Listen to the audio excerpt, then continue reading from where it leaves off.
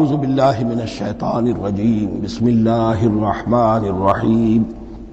سورۃ الرحمن اور سورۃ الواقعہ یہ آخری جوڑا ہے۔ میں نے عرض کیا تھا شروع میں کہ یہ 7 سورتیں جو ہیں ان میں سے سورہ قاف منفرد ہے، سورہ زاریات، سورہ طور جوڑا ہے، سورۃ النجم، سورۃ القمر جوڑا ہے، سورۃ الرحمن، سورۃ الواقعہ یہ جوڑا ہے۔ یہ جوڑا بڑا عجیب ہے۔ قرآن مجید کی یہ 2 صورتیں ایسی ہیں کہ نبوت، رسالت، وحی، ان تینوں کے ذکر سے بالکل خالی، ذکر ہی نہیں۔ ہر صورت کا اپنا ایک مزاج ہے، اپنی ایک خاص شان ہے اس میں۔ اور دوسرے یہ کہ سورہ رحمان جو ہے یہ واحد صورت ہے پورے قرآن میں جس میں مسلسل خطاب جنوں اور انسانوں سے متواتر ہو رہا ہے، پیرلل۔ ویسے تو یہ کہ یہ بات میں عرض کر چکا ہوں کہ جنوں میں کوئی نبی نہیں، ان میں روح نہیں ہے، روح آدم میں پھونکی گئی تھی، اور چونکہ ریسیپینٹ آف وحی از روح تو ان کے ہاں وحی نہیں ہے، لہذا وہ بھی جو انسانوں میں رسول آئے ہیں انہی کی ہدایت کے پیرو رہے۔ ان میں سے جو اچھے لوگ ہیں، جو نیک لوگ ہیں، وہ ایمان لائے، جس کی ایک مثال ہمارے سامنے آ بھی چکی ہے۔ وہ جنات تھے، حضرت موسیٰ پر ایمان رکھنے والے تھے، تورات کے ماننے والے تھے، اور ان کا گزر ہوا، قرآن انہوں نے سنا، وہ ایمان لے آئے، اور پھر جا کر وہ اپنی قوم میں تبلیغ شروع کر دی۔ تو گویا کہ قرآن مجید میں جب یا ایھا الناس کہا جاتا ہے تو اگرچہ انسان مراد ہیں، لیکن یہ کہ انہی کے تابع خطاب جو ہے وہ جنات سے بھی ہے، لیکن اس صورت میں اس کو کھول دیا گیا۔ باقی یہ اسی پر قیاس کرتے ہوئے پورے قرآن کو سمجھیے کہ اس پورے قرآن کے مخاطب انسان بھی ہیں، جنات بھی ہیں، لیکن یہاں صرف یہ کہ اس کو ایک ایک قدم کے اوپر تثنیہ کا صیغہ، فَبِأَيِّ آلَاءِ رَبِّكُمَا تُكَذِّبَانِ فَبِأَيِّ آلَاءِ رَبِّكُمَا تُكَذِّبَانِ یا معشر الجن والانس، اے انسانوں اور اے جنات کی جماعتوں، جو کھل کر جو ہے صراحت کے ساتھ جو ہے انسانوں کے ساتھ جنات کا ذکر اور ان سے خطاب، تو صرف اس ایک صورت میں پورے قرآن مجید میں۔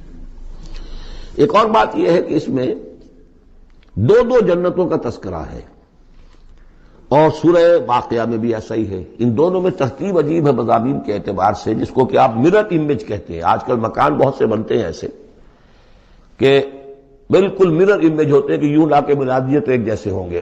ڈرائنگ روم جڑے ہوئے ہیں، پھر کوئی بیڈ روم ہے، وہ ادھر ہے، پھر ادھر آخر میں پورچ ہے، وہی نقشہ ادھر ہے، وہی نقشہ ادھر ہے، تو گویا کہ ہے مرر امیج۔ تو ان دونوں صورتوں میں مضامین جو ہے مرر امیج کے ساتھ ہے۔ سورہ رحمان میں قرآن مجید کی عظمت کا بیان اور اس کا جو حق ہے جو انسانوں کو ادا کرنا چاہیے اس کو مضمر کیا، اور عظمت قرآن کا بیان کیا۔ یہ شروع ہو رہی ہے صورت اس سے۔ سورہ واقعہ میں وہ آخر میں آئے گا قرآن کی عظمت کا بیان، اور جو لوگ کہ اس کا حق ادا نہیں کرتے ان کا انجام۔ پھر اس میں اس کے بعد جو ہے پہلے ذکر ہے اہل جہنم کا، اور اس کے بعد ہے 2 طرح کی جنتوں کا، 2 درجے ہیں اہل جنت کے، لیکن وہاں کیا ہے؟ پہلے تذکرہ ہے دو کامیاب گروہوں کا، اور پھر آخر میں تذکرہ ہے جہنمیوں کا۔ اس اعتبار سے اس میں مضامین کی بڑی گہری مناسبت بھی ہے، اور ایک مرر امیج کی ترتیب سے یہ عکسی ترتیب ان کے مضامین میں ہے۔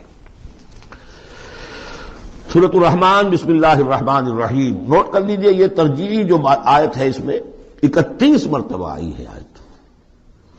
کل آیات 78 ہیں، جن میں سے 31 جو ہیں وہ تو در حقیقت فَبِأَيِّ آلَاءِ رَبِّكُمَا تُكَذِّبَانِ اس کی تکرار ہے۔ یہ اسلوب قرآن مجید میں یا تو سورہ شعراء میں آ چکا ہے، 8 بار وہ الفاظ آئے تھے، إِنَّ فِي ذَلِكَ لَآيَةً وَمَا كَانَ أَكْثَرُهُم مُؤْمِنِينَ وَإِنَّ رَبَّكَ لَهُوَ الْعَزِيزُ الرَّحِيمُ، 8 مرتبہ۔ یا یہ القمر میں ہم 4 دفعہ پڑھ چکے ہیں، فَكَيْفَ كَانَ عَذَابِي وَنُذُرِ وَلَقَدْ يَسَّرْنَا الْقُرْآنَ لِلذِّكْرِ فَهَلْ مِن مُدَّكِرٍ۔ اور یہاں سورۃ الرحمن میں 31 بار آئے گا فَبِأَيِّ آلَاءِ رَبِّكُمَا تُكَذِّبَانِ۔ بسم اللہ الرحمن الرحیم۔ الرحمن علم القرآن خلق الانسان علمہ البیان۔ رحمان، اور یہ اللہ کا وہ نام ہے جو رحمت کے مادے سے، لیکن خاص شان اس کی یہ ہے کہ جس میں ایک طوفانی کیفیت ہے اللہ کی رحمت، ٹھاٹھے مارتے ہوئے سمندر کی طرح۔ غضبان ہم پڑھ چکے ہیں 2 دفعہ، نہایت غضبناک حضرت موسیٰ کے لیے لفظ آیا غضبان آصفہ. تو عرب کہے گا اگر بھوک سے مر رہا ہے انا جوعان، پیاس سے مر رہا ہے انا عطشان، تو رحمان کے وزن پر بہت مبالغہ ہوتا ہے، اور اس میں ایک شان ہوتی ہے جیسے کہ طوفانی شان، طوفان وہ بھی اسی میں ہے. اور رحمان وہ ہستی کہ جس کی رحمت ٹھاٹھے مارتے سمندر کے مانند ہے. علم القرآن، اس نے قرآن سکھایا ہے. یعنی یہ کہ قرآن مجید کی عظمت کا تصور کرو، یہ اللہ کی رحمانیت کا مظہر عتم ہے، اس کی رحمت کی سب سے بڑی شان، اس کا مظہر عتم جو ہے وہ قرآن. دوسری بات یہ، اللہ کے ناموں میں چوٹی کا نام رحمان ہے، بہت پسندیدہ. رحمت کی تو ضرورت ہر شخص کو ہے. حضور نے فرمایا میں بھی مستغنی نہیں. آپ نے ایک موقع پہ فرمایا کہ کوشش جنت میں صرف اپنے اعمال کی بنیاد پر نہیں جائے گا جب تک کہ رحمت خداوندی دستگیری نہ کرے. اور حضرت عائشہ سے ہے یہ روایت. حضرت عائشہ نے پوچھ لیا، ظاہر بات ہے میاں بیوی کے درمیان ایک بے تکلفی بھی ہوتی ہے، کہ کیا حضور آپ بھی؟ آپ نے فرمایا ہاں میں بھی. الا ان یتغمدنی ربی برحمتہ، میں بھی جنت میں نہیں جا سکوں گا مگر اس صورت میں کہ میرا رب مجھے اپنی رحمت سے ڈھانپ لے. تو رحمان چوٹی کا نام ہے اللہ کے ناموں میں سے. اور جو علم اللہ نے دیا ہے انسان کو، اس میں چوٹی کا علم قرآن ہے. ایک علم وہ ہے ریویلڈ نالج جس کی چوٹی یہ ہے، ایک علم ہے ایکوائرڈ نالج، رفتہ رفتہ انسان جا رہا ہے. لیکن سب سے اونچا علم، سب سے بڑا علم خلق الانسان، اسی نے انسان کو بنایا، اور اس کی کریشن کا کلائمیکس انسان ہے.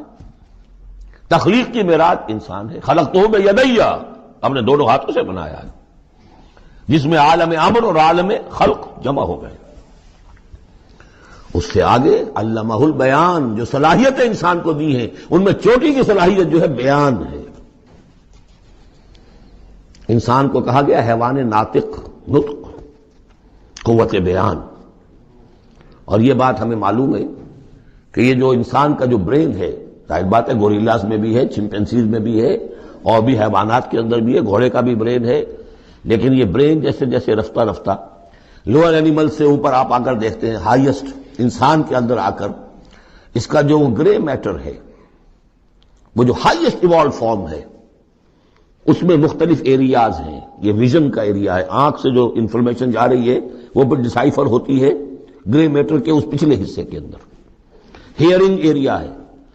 لیکن سب سے بڑا رقبہ جو ہے وہ ہے اسپیچ سینٹر، اور اس کے 2 حصے ہیں، دوسرے کی بات سننا اور سمجھنا، پھر اپنی بات کہنا. یہ 2 ایسپیکٹس ہیں اس کے. تو اسپیچ سینٹر، اس میں دونوں چیزیں آ جائیں گی، کلام کا فہم اور پھر کلام کو دوسروں تک پہنچانا. تو علمہ البیان، اللہ نے صلاحیتیں تو اور بھی دی انسانوں کو بہت سی، آنکھ بھی دی، کان بھی دیا. لیکن یہ آنکھ اور کان تو حیوانات میں بھی ہے، بلکہ بعض حیوانات کی بصارت ہم سے کہیں زیادہ آگے ہے. بعض حیوانات وہ ہیں کہ جنہیں روشنی کی بھی ضرورت نہیں دیکھنے کے لیے، بغیر اندھیرے میں بھی دیکھتے. ہم تو اندھیرے میں نہیں دیکھ سکتے. اس طرح کان، گھوڑے کا کان جو ہے اس کے کان کھڑے ہو جاتے ہیں اینٹنا کی طرح سے. اگر کہیں سے آہٹ ہو، جب یہ آپ نے گھوڑ سوار نے کچھ نہیں دیکھا تو نہ سنا ہے، جب ذرا سی آہٹ کہیں کی گھوڑے نے سن لی. اس حوالے سے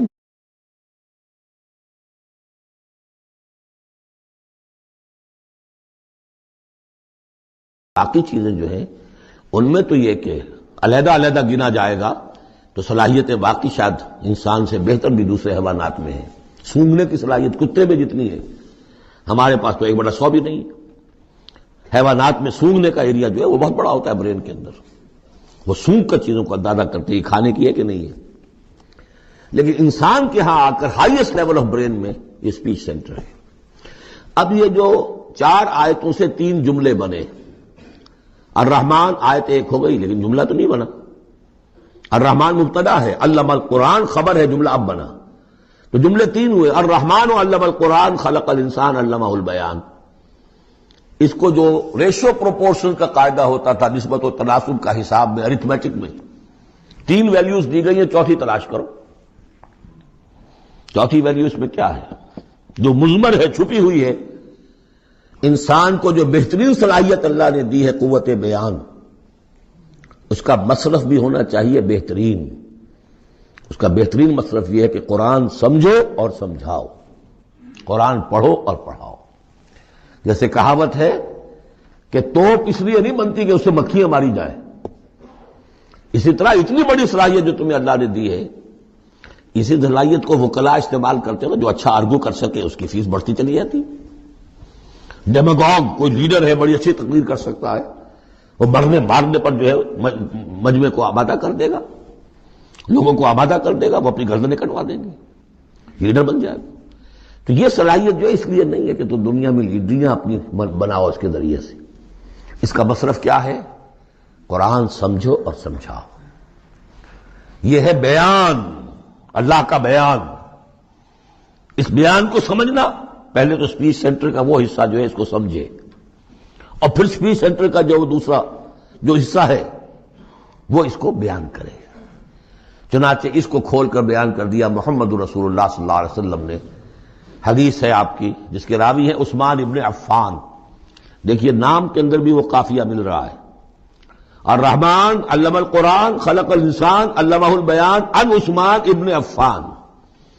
اب عفان کے بیٹے عثمان نے روایت کیا، حضور نے فرمایا خیرکم من تعلم القرآن وعلمہ، اور خیر یہاں پر سپرلیٹو کے سنس میں آ رہا ہے، تم میں بہترین لوگ وہ ہیں جو قرآن سیکھیں اور سکھائیں۔ اب سورہ قمر کے فوراً بعد یہ وَلَقَدْ يَسَّرْنَا الْقُرْآنَ لِلذِّكْرِ فَهَلْ مِن مُدَّكِرٍ الرحمن علم القرآن خلق الانسان علمہ البیان الشمس والقمر بحسبان۔ یہ سورج اور چاند سب ایک حساب کے ساتھ ہیں، ان کی گردش حساب کے ساتھ ہے، اسی حساب سے دن بن رہے ہیں، راتیں بن رہی ہیں، ہفتے اور سال اور مہینے بن رہے ہیں۔ والنجم والشجر یسجدان، نجم جو ہے تو ستارے، سورج اور چاند کے مناسبت سے تو اس کے لیے ستارے کی مفہوم ہے، لیکن نجم جو عربی زبان میں جھاڑیوں کو بھی کہتے ہیں جو زمین میں ہوتی ہیں، کیونکہ یہ ستارے بھی زمین میں اتنے نظر آتے ہیں جیسے کہ جھاڑیاں ہوں۔ والنجم والشجر یسجدان، شجر کے حوالے سے اگر ترجمہ کرتے ہیں تو وہ جھاڑیاں، یہ بھی سجدہ کرتے ہیں، اللہ کے سامنے سربسجود ہوتے ہیں، ان کے سائے، جیسا کہ کئی دفعہ آ چکا ہے۔ والسماء رفعها ووضع الميزان، اور آسمان کو اس نے بلند کیا اور اس میں رکھے ترازو۔ یہاں اس سے مراد وہ ترازو نہیں ہے جو کہ تولتی ہے دنیا کے اندر، اس میں بیلنس ہے، کاسمک بیلنس۔ آسمان اور زمین کے اندر، آسمان میں جتنے اجرام سماویہ ہیں، ان کو جو چیز تھامے ہوئے ہے، قائم رکھے ہوئے ہے، وہ ایک بیلنس ہے۔ جو کشش ثقل ہے، ان کی مختلف، یہ سب ایک دوسرے کو کھینچ رہے ہیں، اور ادھر ادھر سے دونوں طرف سے جو کھینچ ہے وہ ہر کرے کو اپنی جگہ پر رکھے ہوئے ہیں۔ یہ بیلنس جب ذرا سا گڑبڑ ہوگا اور یہ کرے آپس میں ٹکرا جائیں گے۔ فاصلے ہی کہیں تو ہوتا ہے conversely proportional to the distance, لہذا جو گریویٹیشنل فورس ہے، اگر ایک طرف سے ذرا فاصلہ کم ہو گیا، اس کا مطلب دوسری طرف بڑھ گیا، تلپٹ ہو جائے گا۔ تو یہ کاسمک بیلنس ہے۔ وَالسَّمَاءَ رَفَعَهَا وَوَضَعَ الْمِيزَانَ أَلَّا تَطْغَوْا فِي الْمِيزَانِ، دیکھو اس میزان میں، اس توازن میں، یہ جو بیلنس ہے یہاں کا، اس میں کوئی کمی بیشی نہ کرو، بد زیادتی کرو۔ وَأَقِيمُوا الْوَزْنَ بِالْقِسْطِ وَلَا تُخْسِرُوا الْمِيزَانَ، اور قائم رکھو وزن کو قسط کے ساتھ، عدل کے ساتھ، اور اس کے اندر کہیں کوئی کمی نہ کرو، نہ تطغوا نہ تخسروا، نہ کمی نہ زیادتی۔ کہیں فاصلہ بڑھ جائے گا تب بھی خرابی، کہیں فاصلہ کم ہو جائے گا تب بھی خرابی۔ وَالْأَرْضَ وَضَعَهَا لِلْأَنَامِ، الفاظ کی مناسبت سے بعض لوگوں نے سمجھا کہ ترازو ہی مراد ہے، تو ٹھیک ہے، اس میں کوئی حرج نہیں ہے اگر مراد لی جائے، لیکن ترتیب دیکھیے جس طرح یہ آ رہا ہے الشمس والقمر بحسبان۔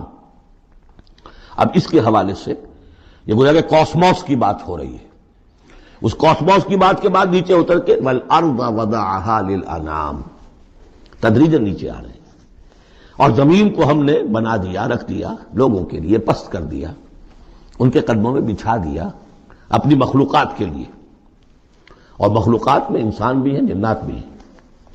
فیہا فاکہۃ، اس میں میوے ہیں، والنخل، اور کھجوریں ہیں، ذات الاکمام، جن پر کے غلاف چڑھے ہوتے ہیں، والحب ذو العصف، اور اناج ہے جس کے ساتھ بھس بھی ہوتا ہے، والریحان، اس کے دو ترجمے ہیں، ایک تو یہ کہ اور خوشبودار پھول بھی ہیں، یا یہ کہ اور دوسری غذائیں بھی ہیں۔ فَبِأَيِّ آلَاءِ رَبِّكُمَا تُكَذِّبَانِ، عام طور پر جو ترجمہ ہے اس میں آلہ کا ترجمہ کیا گیا ہے نعمتیں، لیکن اصل میں یہاں نعمت قدرت، ان دونوں کو جمع کیجیے، کہیں وہ نعمت کا تذکرہ ہے، کہیں اللہ کی قدرت کا ذکر ہے، اس کی قدرت کی نشانیاں ہیں۔ فَبِأَيِّ آلَاءِ رَبِّكُمَا تُكَذِّبَانِ، تو تم اپنے رب کی کون کون سی نعمتوں اور قدرتوں کا انکار کرو گے۔ تکذبان صیغہ ہے تثنیہ کا، دونوں سے خطاب ہو رہا ہے، انسانوں سے اور جنوں سے، اور یہ بات آگے چل کر واضح ہو جائے گی۔ خلق الانسان من صلصال کالفخار، ہم نے بنایا انسان کو اس صلصال سے، اس سوکھی ہوئی خشک مٹی سے، وہ گارا سنا ہوا گورا، صلصال من حمإ مسنون، اور جب وہ اتنا سوکھ گیا کہ کھنکنے لگا، کالفخار، جیسے ٹھیکرا ہوتا ہے، اسے بنایا۔ وَخَلَقَ الْجَانَّ مِن مَّارِجٍ مِّن نَّارٍ، اور جنات کو ہم نے بنایا آگ کی لپٹ سے، جس کو کہ ہم اس سے پہلے پڑھ چکے ہیں سورہ ہجر میں، نار السموم، لو جیسی ہوتی ہے جس کے اندر کی آگ ہوتی ہے۔ تو ایسے ہی وہ جو فلیم ہوتا ہے، شعلہ، اس کا ایک حصہ تو ہے جو نظر آتا ہے، اور ایک حصہ وہ جو نظر نہیں آتا، وہ جو اوپر کا حصہ ہے وہ ہے جہاں سب سے زیادہ ہیٹ، ٹیمپریچر ہائیسٹ وہاں ہوتا ہے، وہ ہے مارج من نار۔ فَبِأَيِّ آلَاءِ رَبِّكُمَا تُكَذِّبَانِ، رب المشرقین و رب المغربین، وہ رب ہے مشرقوں کا بھی، دونوں مشرقوں کا اور دونوں مغربوں کا۔ یہ تسنیہ کی جو مناسبت سے یہاں پر مشرقین و مغربین کہا، کہیں مشارق والمغارب ہے، رب المشارق والمغارب، کہیں مشرق و مغرب ہے، اور یہ سب ٹھیک ہے، مشرق و مغرب واحد کی حیثیت سے بھی درست ہے، اور مشرقین اور مغربین، اس وقت کا جو مشرق ہے جہاں سورج نکل رہا ہے، اس کے مقابلے میں مغرب ہے جہاں وہ ڈوبے گا، لیکن وہی مغرب وہ مشرق ہے دوسرے، ہمارا جو پیچھے جو حصہ گلوب کا اس کا مشرق ہے، اور جو ہمارا مشرق ہے وہ اس کا مغرب ہے، تو دو مشرق دو مغرب۔ پھر یہ کہ ہر نقطہ جو ہے زمین پر وہ مشرق بھی ہے مغرب بھی ہے، کسی نہ کسی وقت وہاں پر سورج جو ہے طلوع ہو رہا ہے، کبھی وہاں پر غروب ہو رہا ہے، تو مشارق والمغارب۔ لیکن یہاں پر تسنیہ کی مناسبت سے رب المشرقین و رب المغربین، دونوں مشرقوں کا رب مالک اور دونوں مغربوں کا۔ فَبِأَيِّ آلَاءِ رَبِّكُمَا تُكَذِّبَانِ، مرج البحرین یلتقیان، اس نے چلا دیے دو دریا جو آپس میں ملے ہوئے بھی ہیں، بینہما برزخ لا یبغیان، لیکن ان کے مابین ایک ایسا پردہ حائل ہے کہ وہ ایک دوسرے میں گھستے نہیں ہیں، داخل نہیں ہوتے، اپنی حد کے اندر رہتے ہیں۔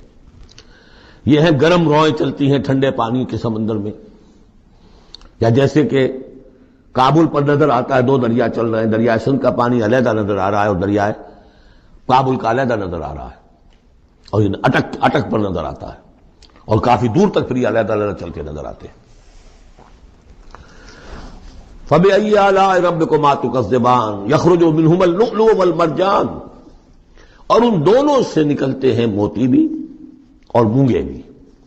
فَبِأَيِّ آلَاءِ رَبِّكُمَا تُكَذِّبَانِ وَلَهُ الْجَوَارِ الْمُنشَآتُ فِي الْبَحْرِ كَالْأَعْلَامِ، اور اس کے لیے ہی ہے، اللہ ہی کی ملکیت ہے وہ پہاڑ جیسے جہاز، جوار المنشآت، پھر جو اونچے کھڑے رہتے ہیں اور سمندر میں ایسے ہوتے ہیں جیسے پہاڑ۔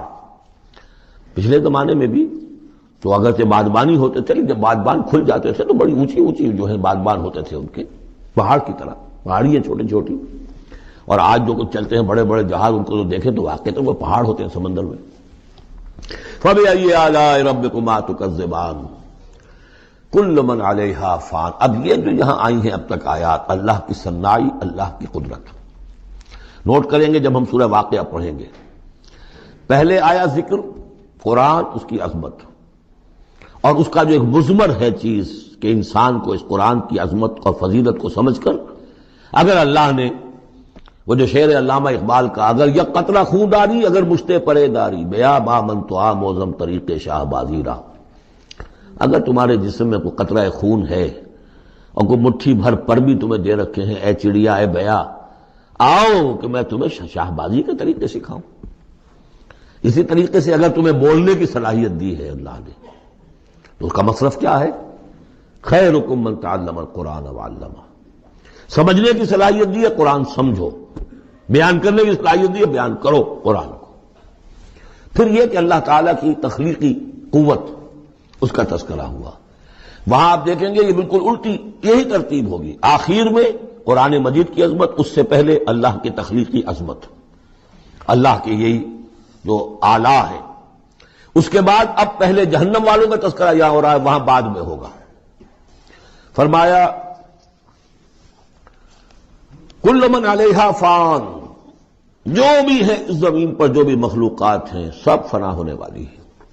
وَيَبْقَى وَجْهُ رَبِّكَ ذُو الْجَلَالِ وَالْإِكْرَامِ، باقی تو رہے گا صرف تیرے رب کا منہ، تیرے رب کا چہرہ جو بہت بزرگی والا ہے اور بہت عظمت والا ہے.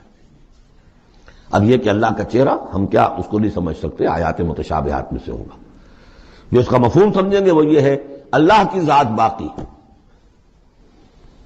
باقی سب چیز اللہ تعالیٰ کے سوا سب فانی. پوٹینشلی سب فانی ہے، اپنے طور پر سب کسی کا وجود جو ہے اپنے بل پر قائم نہیں ہے. اللہ جب تک قائم رکھے تو در حقیقت وہ خود اپنے بل پر قائم نہیں ہے، وہ تو اللہ تعالیٰ نے ان کو قائم رکھا ہوا ہے. کل من علیہا فان، اللہ باقی من کل فان، اللہ ہی باقی ہے، باقی تمام فانی ہے.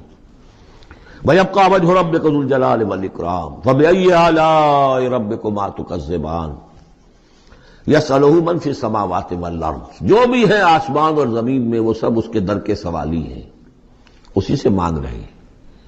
وجود بھی ملا ہے اسی سے، حیات کسی کے پاس ہے دی ہوئی ہے اسی کی، کوئی صلاحیت ہے تو دی ہوئی ہے اسی کی، کوئی ذہانت ہے تو دی ہوئی ہے اسی کی، روز کا رزق جو آ رہا ہے اسی کا عطا کرنا. ہر ایک سائل ہے. جو سورہ محمد میں ہم نے پڑھا کہ تم سب فقراء ہو واللہ هو الغنی وانتم الفقراء، تم سب کے سب محتاج ہو، تمہارا وجود مستعار، تمہاری حیات مستعار، تمہیں علم جو دیا اس نے دیا جتنا دیا.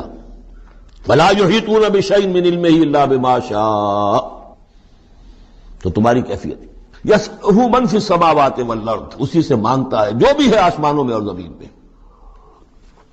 کل یوم ہوا فی شان، وہ ہر دن ایک شغل میں ہے، اس کی ایک مصروفیت ہے. یا میرے نزدیک اشارہ ہے اسی بات کی طرف، یدبر الامر من السماء الى الارض ثم يعرج الیہ فی یوم کان مقدارہ الف سنۃ مما تعدون. تدبیر امر ہے، ایک دن کی تدبیر وہ کرتا ہے. کیا کچھ واضح کہ وہ ایک دن اس کا 1000 سال کا ہے، اس میں کیا کیا ہونا ہے، کس طرح سے ہونا ہے. پھر وہ احکام کی تنفیذ ہوتی ہے، پھر اس کی رپورٹ ہے، اس کو واپس جاتی ہے. تو کل یوم ہوا فی شان، وہ کوئی ایک یوں سمجھیے کہ کوئی اسٹیٹک کوئی حقیقت نہیں ہے، خود اس کی مصروفیات. کل یوم ہوا فی شان، نئی شان کے ساتھ اس کا ظہور ہوتا ہے. کل یوم ہوا فی شان فبأی آلاء ربکما تکذبان سنفرغ لکم ایھا الثقلان. اب یہاں پر کھل کر بات کی کہ یہ تکذبان کیوں کہا جا رہا ہے. ہم جلد ہی فارغ ہو جائیں گے تمہارے لیے، اے دو بھاری قافلوں، اے انسانوں کا قافلہ اور اے جنات کے قافلے. ابھی جو ہے اس کائنات کو ہم نے چلایا ہوا ہے، ابھی مہلتیں ہم نے دے رکھی ہیں، وقت مقرر کیا ہوا ہے، اجل مسمى ہے اس کائنات کی بھی اور ہر قوم کی بھی. لکل امت اجل، ہر امت کے لیے بھی ایک اجل ہے، ہر ایک فرد کی اجل ہے، وہ سب ہے. لیکن عنقریب ہم فارغ ہو جائیں گے تمہارے لیے، تمہیں اپنے پاس بلا دیں گے، تم سے حساب کتاب لیں گے، تم سے پوچھ گچھ ہوگی.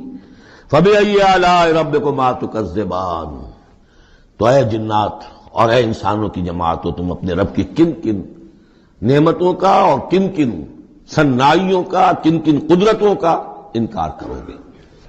یا معاشر الجن والانس ان استطعتم ان تنفذوا من اقطار السماوات والارض فانفذوا لا تنفذون الا بسلطان فبأي آلاء ربكما تكذبان.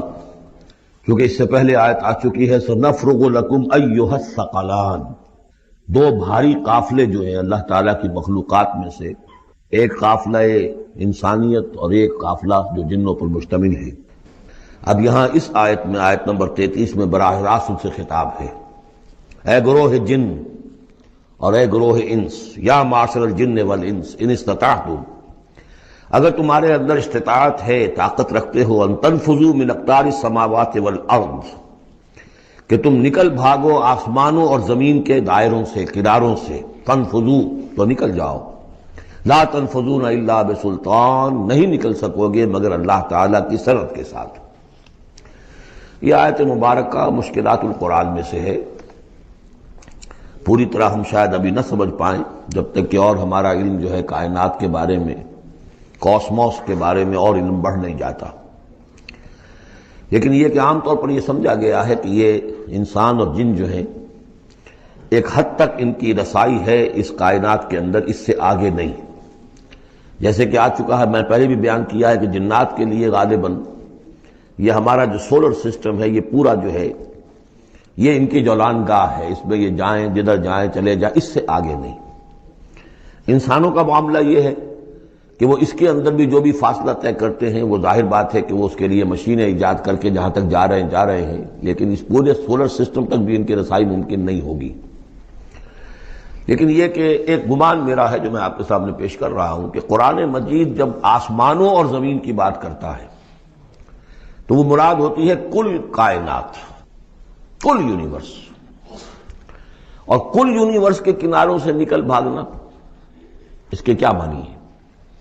اس کے معنی یہ ہے معدوم ہو جانا، یعنی یہ کہ جہنم میں پڑنے والے چاہیں گے کہ ہم معدوم ہو جائیں، کاش کہ جیسا کہ ہم نے پڑھا تھا سورہ نساء میں، فَكَيْفَ إِذَا جِئْنَا مِن كُلِّ أُمَّةٍ بِشَهِيدٍ وَجِئْنَا بِكَ عَلَىٰ هَٰؤُلَاءِ شَهِيدًا، اس روز انسان چاہیں گے کہ اس طرح زمین شق ہو جائے، وہ اس میں دھس جائے اور زمین اوپر سے برابر کر دی جائے، یہ تو ہوگا یوم الحساب کو۔ لیکن سوال یہ ہے کہ من اقطار السماوات والارض، تمام آسمانوں اور زمین کس کناروں سے نکل بھاگنا، معدوم ہونا، یہ بھی بس میں نہیں ہے، اللہ کے اذن سے ہی ہم بنے ہیں، ہمیں وجود عطا ہوا ہے، اور اللہ ہی کا اختیار ہے جو ہمیں معدوم کر سکتا ہے۔ ہم لاکھ چاہیں کہ معدوم ہو جائیں، معدوم نہیں ہو سکتے، یہ بھی ہمارے اختیار سے باہر ہے۔ اذن رب ہی ہو تو ہم معدوم ہوں بغیر اذن رب۔ یہاں پر ویسے جو اللہ بسلطان، اللہ کا حکم، اللہ کی مرضی، اللہ کی سند، اس طرح کی کوئی بات ہے، اگرچہ عام طور پر بات وہ سمجھی گئی ہے جو پہلے میں نے بتایا، میرا گمان یہ ہے واللہ عالم۔ بہرحال مشکلات القرآن میں سے ہے۔ فَبِأَيِّ آلَاءِ رَبِّكُمَا تُكَذِّبَانِ، تو تم اپنے رب کی کن کن نعمتوں اور کن کن صناعیوں اور کاریگریوں اور کن کن قدرتوں کا انکار کرو گے۔ یرسل علیکما شواظ من نار، تم پر پھینکے جائیں گے شعلے بھڑکتے ہوئے آگ کے، ونحاس، اور دھواں ملا ہوا، وہ آگ جس میں کہ دھواں ملا ہوا ہو، فلا تنتصران، پھر تم بدلہ نہیں لے سکو گے۔ فَبِأَيِّ آلَاءِ رَبِّكُمَا تُكَذِّبَانِ، فَإِذَا انشَقَّتِ السَّمَاءُ، جب آسمان پھٹ جائے گا، فَكَانَتْ وَرْدَةً كَالدِّهَانِ، تو ایسے ہو جائے گا گلابی رنگ کا جیسے کہ تیل کی تلچھٹ ہوتی ہے، جب تیل کو صاف کیا جاتا ہے تو اس کے نیچے جو تلچھٹ رہ جاتی گلابی رنگ کی۔ فَبِأَيِّ آلَاءِ رَبِّكُمَا تُكَذِّبَانِ فَيَوْمَئِذٍ لَا يُسْأَلُ عَنْ ذَنبِهِ إِنسٌ وَلَا جَانٌ، تو اس روز کوئی پوچھنے کی ضرورت نہیں ہوگی ان کے گناہوں کے بارے میں، نہ انسانوں سے نہ جنوں سے۔ اللہ تعالیٰ پوچھے گا، حساب کتاب بھی ہوگا، لیکن یہ کہ اپنی جگہ پر ہر ایک کے چہرے پر لکھا ہوگا اس کا انجام۔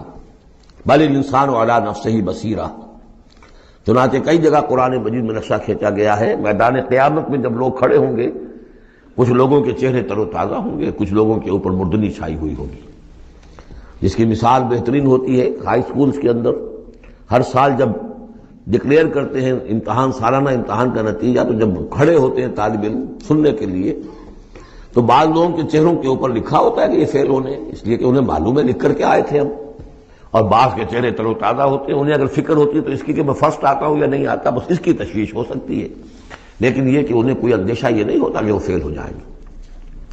فَيَوْمَئِذٍ لَا يُسْأَلُ عَنْ ذَنبِهِ إِنسٌ وَلَا جَانٌ، اس دن پوچھا جانا ضروری نہیں ہوگا کسی سے بھی، نہ جن سے نہ ان سے، ان کے گناہ کے بارے میں۔ فَبِأَيِّ آلَاءِ رَبِّكُمَا تُكَذِّبَانِ يُعْرَفُ الْمُجْرِمُونَ بِسِیمَاهُمْ، پہچان لیے جائیں گے مجرم اپنے چہروں سے، چہرے ان کے اترے ہوئے ہوں گے، انہیں تو معلوم ہوگا۔ یعرف المجرمون بسیماہم فیؤخذ بالنواصی والاقدام، پھر ان کو پکڑا جائے گا ان کی پیشانی کے بالوں سے اور پاؤں سے، یعنی ہر ایک کو کوئی فرشتہ جو ہے وہ ادھر سے اس کی پیشانی کے بال پکڑے گا اور ادھر سے اس کی ٹانگیں پکڑ کر ٹاس کرے گا اسے۔ فَبِأَيِّ آلَاءِ رَبِّكُمَا تُكَذِّبَانِ هَٰذِهِ جَهَنَّمُ الَّتِي يُكَذِّبُ بِهَا الْمُجْرِمُونَ، جب پھینکا جائے گا اسے جہنم، یہ ہے وہ جہنم کہ جس کو جھٹلاتے رہے تھے وہ لوگ کہ جو جھٹلانے والے تھے۔ هَٰذِهِ جَهَنَّمُ الَّتِي يُكَذِّبُ بِهَا الْمُجْرِمُونَ، جسے مجرم گناہگار جھٹلاتے رہے۔ یطوفون بینہا وبین حمیم آن، اب وہ چکر لگاتے رہیں گے، اس آگ سے نکلیں گے، پانی پینا چاہیں گے تو وہ پانی کھولتا ہوگا، حمیم آن، کھولتے پانی کے اور اس آگ کے درمیان۔ فَبِأَيِّ آلَاءِ رَبِّكُمَا تُكَذِّبَانِ، اب یہ تو اہل جہنم کا انجام ہے جو یہاں بیان ہو گیا۔ یہاں جنتیوں کے انجام سے پہلے ان کا بیان ہے، سورہ واقعہ میں پہلے جنتیوں کا بیان آئے گا اور پھر اہل جہنم کا بیان آئے گا، ترتیب عکسی۔ وَلِمَنْ خَافَ مَقَامَ رَبِّهِ جَنَّتَانِ، اور جو بھی اپنے رب کے حضور میں کھڑے ہونے سے ڈرتا رہا، لرزا و ترسا رہا، اس کے لیے دو جنتیں ہیں۔ یہ دو جنتیں کیوں کہی گئی؟ اس کے لیے جو توجیہ میری سمجھ میں آئی ہے اس میں مجھے خاصا اطمینان ہے، انشراح ہے کہ جنتیں جو جنوں کے لیے ہوں گی وہ علیحدہ جنت ہے، انسانوں کے لیے علیحدہ ہے۔ ظاہر بات ہے دونوں کے احساسات جدا ہیں، دونوں کے ذوق جدا ہیں، دونوں کے مذاق جدا ہیں، لہذا ایک جنت ہے کہ جو انسانوں کے لیے ہے اور ایک جنت ہے کہ جو جنات کے لیے ہے۔ ایک ہی طرح کی چیزیں ان دونوں کے لیے پلیزنٹ اور ان دونوں کے لیے جو ہو سکتی ہیں مسرت اور سرور آمیز، وہ ایک طرح کی نہیں ہو سکتی، ان کے تقاضے مختلف ہوں گے۔ تو لمن خاف، جو ڈرنے والے ہیں ان کے لیے جنتیں فراہم کر دی اللہ نے، وہی تسلیہ کا صیغہ ہے چونکہ یہاں جنوں اور انسانوں سے خطاب ہو رہا ہے مسلسل۔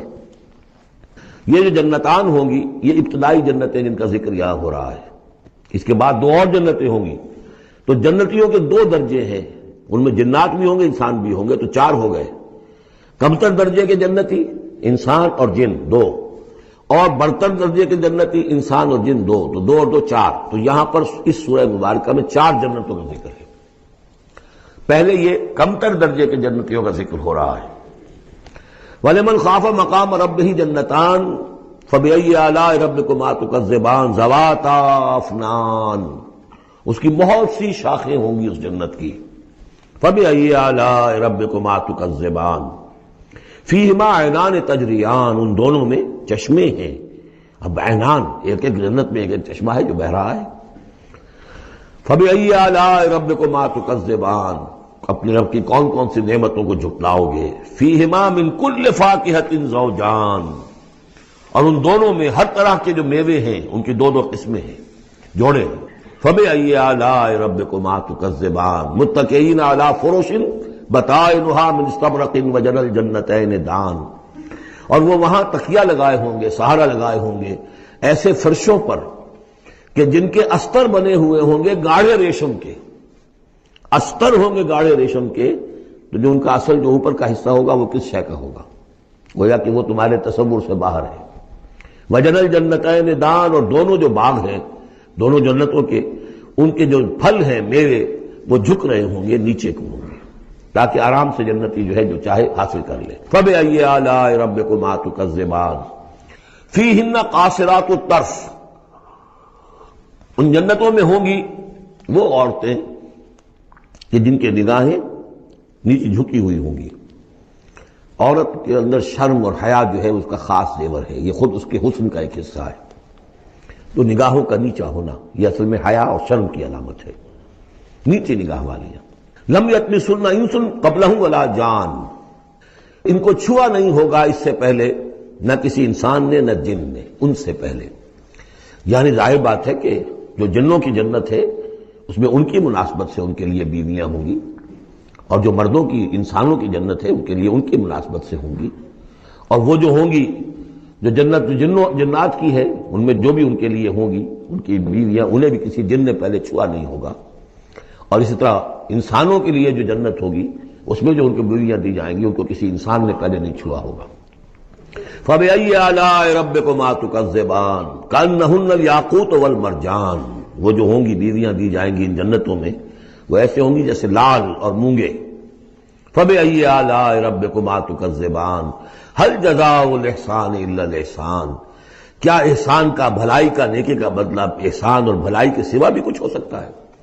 ان لوگوں نے اللہ کے لیے، اللہ کے دین کے لیے، اللہ کے احکام کی پابندی میں جو کچھ بھی انہوں نے محنتیں کی، کوششیں کی، اب ظاہر بات ہے کہ اللہ تعالیٰ کو اس کا بدلہ انہیں دینا ہے انہی صورتوں میں۔ وَمِن دُونِهِمَا جَنَّتَانِ، اور ان سے پرے دو جنتیں اور ہیں۔ اب اس میں مفسرین کے مختلف اقوال ہیں، پہلی جنتیں کن کی ہیں، دوسری جنتیں کن کی ہیں، اس لیے کہ اس کے لیے دو الفاظ جو آئیں گے سورہ واقعہ میں آئیں گے کہ ایک اصحاب الیمین ہے اور ایک مقربون ہے۔ ایک وہ ہے جو آگے اللہ کے بہت ہی مقرب بارگاہ ہو جاتے ہیں، اولئک المقربون، اور ایک وہ ہے کہ جو داہنے والے ہیں، اور ایک ہے شمال والے۔ تو ایک تو ہے بنیادی، یہ گمراہ تھے، یہ جہنمی، یہ نیک تھے، اور یہ جو ہے جنتی ہے، لیکن ایک ہے بہت آگے والے، فالسابقون السابقون اولئک المقربون، وہ لوگ جو آگے نکل جانے والے ہیں، وہ جو بلندتر نیکیوں والے ہیں، بلندتر مقامات والے ہیں۔ جیسے کہ سورہ توبہ میں ہم نے پڑھا تھا والسابقون الاولون من المہاجرین والانصار والذین اتبعوہم بإحسان، تو دو درجے ہو گئے تھے۔ تو اس طرح یہاں پر جو میرے نزدیک پہلی جنتوں کا تذکرہ جو ہے وہ در حقیقت ہے جو کم تر جنتی ہیں، اصحاب الیمین، اور اب جو تذکرہ ہو رہا ہے وہ ہے جنت ان کی کہ جو مقربین بارگاہ ہے، سابقین۔ وَمِن دُونِهِمَا جَنَّتَانِ، اور ان دونوں کو پرے اور دو جنتیں ہوں گی۔ فَبِأَيِّ آلَاءِ رَبِّكُمَا تُكَذِّبَانِ، یہ بھی دو ہوں گی، ایک جنات کے لیے اور ایک انسانوں کے لیے۔ مُدْحَامَّتَانِ، بڑے گہرے سبز رنگ کی جنتیں ہوں گی، سبز کاہی جسے ہمارے ہاں کہا جاتا ہے، گہرا سبز، سیاہی مائل سبز، اتنی گہرا سبز ہو کہ سیاہی مائل ہو جائے۔ یہ میں ابھی عرض کروں گا، اس کی ایک خاص پس منظر ہے۔ فَبِأَيِّ آلَاءِ رَبِّكُمَا تُكَذِّبَانِ فِيهِمَا عَيْنَانِ نَضَّاخَتَانِ، اس میں دو چشمے ہیں ابلتے ہوئے۔ فَبِأَيِّ آلَاءِ رَبِّكُمَا تُكَذِّبَانِ فِيهِمَا فَاكِهَةٌ وَنَخْلٌ وَرُمَّانٌ، اس میں میوے ہیں، کھجوریں ہیں، انار ہیں۔ فَبِأَيِّ آلَاءِ رَبِّكُمَا تُكَذِّبَانِ، یہ یوں سمجھیے کہ ایک تو ہے خالص عربی ذوق، اور عرب کا جو ایک خاص ماحول تھا، اور خاص طور پر عرب کا وہ علاقہ جس میں قرآن نازل ہوا ہے، حجاز، پہاڑی علاقہ ہے، اس میں جب آتے تھے چشمے اور جب بہہ جاتی تھی وادیاں تو ابلتی ہوئی پہاڑی، چونکہ چشمے جیسے ہوتے ہیں پہاڑی نالے، تو ان کے اندر جوش و خروش ہوتا ہے۔ اور دوسرے کہ وہاں پر جو باغات ہوتے تھے، کھجور کے درخت، اور وہاں پر وہ سبزی جو رنگ ہے ان کا وہ سبزی مائل گہرا، اور اسی کے اندر پھر جو چھاؤں ہے، تو جو ان کا تصور ہے ایک عربی ذوق ہے، ایک عجمی ذوق ہے۔ وہ عجمی ذوق ہے جو پہلے بیان ہوا ہے، عربی ذوق ہے جو اب بیان ہو رہا ہے۔ فیہما فاکہۃ ونخل ورمان، اب یہ چیزیں جو ہیں یہ عرب کے اندر کھجوریں ہیں، انار ہیں۔ فبأی آلاء ربکما تکذبان فیہن خیرات حسان، اس میں ہوں گی بہت ہی اچھی عورتیں، نہایت خوبصورت۔ فبأی آلاء ربکما تکذبان حور مقصورات فی الخیام، اب یہاں حور کا لفظ آیا، پہلے میں نہیں آیا ہے۔ پہلے میں یہ تو آیا ہے فیہن قاصرات الطرف لم یطمثہن انس قبلہم ولا جان، لیکن لفظ حور یہاں آیا ہے۔ اسی کو نوٹ کریں گے کہ سورہ واقعہ میں بھی ایک کے ساتھ حور کا لفظ آئے گا، دوسرے کے ساتھ نہیں۔ حور مقصورات فی الخیام، اب یہ بھی عرب پس منظر ہے، خیموں میں رہنے والے وہ حوریں کہ جو خیموں میں رکی رہنے والی ہوں گی۔ ظاہر بات ہے کہ وہاں پر تو عام طور پر شہر بہت کم تھے، پورے عرب کے اندر، حجاز کے اندر بہت کم، جو عام طور پر جو آبادیاں تھیں وہ خیموں میں رکی رہنے والیاں۔ وقرن فی بیوتکن ولا تبرجن تبرج الجاہلیۃ الاولی، وہ شمع محفل نہیں بنتی بلکہ وہ چراغ خانہ بنتی ہیں۔ حور مقصورات فی الخیام فبأی آلاء ربکما تکذبان لم یطمثہن انس قبلہم ولا جان، نہیں انہیں چھوا ہوگا ان سے پہلے نہ کسی انسان نے اور نہ کسی جن نے۔ یہ ان دونوں کے میرے نزدیک علیحدہ علیحدہ، جنات کی جو جنت ہے اس میں جو ان کے لیے عورتیں اور بیویاں فراہم کی جائیں گی انہیں کسی جن نے نہیں چھوا ہوگا ان سے پہلے، اور جو انسانوں کے لیے جنت ہوگی وہاں جو انہیں بیویاں دی جائیں گی اور حوریں دی جائیں گی انہیں کسی انسان نے نہیں چھوا ہوگا۔ فبأی آلاء ربکما تکذبان متکئین علی رفرف خضر وعبقری حسان، وہ تکیہ لگائے بیٹھے ہوئے ہوں گے سب مسندوں پر اور بڑے قیمتی نفیس بچھونوں پر۔ فَبِأَيِّ آلَاءِ رَبِّكُمَا تُكَذِّبَانِ تَبَارَكَ اسْمُ رَبِّكَ ذِی الْجَلَالِ وَالْإِکرام، بہت بابرکت ہے نام تیرے رب کا جو بہت ذی الجلال بڑائی والا ہے اور اکرام عظمت والا ہے۔ اب اس میں آپ نے دیکھا نبی، رسول، کتاب، کسی کا کوئی تذکرہ نہیں، اللہ اور آخرت، جنت اور دوزخ، باقی اللہ کی کریٹو جو اس کی ایکٹیویٹی ہے، آیات آفاقیہ، آیات انفسیہ، تذکیر بآلاء اللہ، ان کا ذکر ہے۔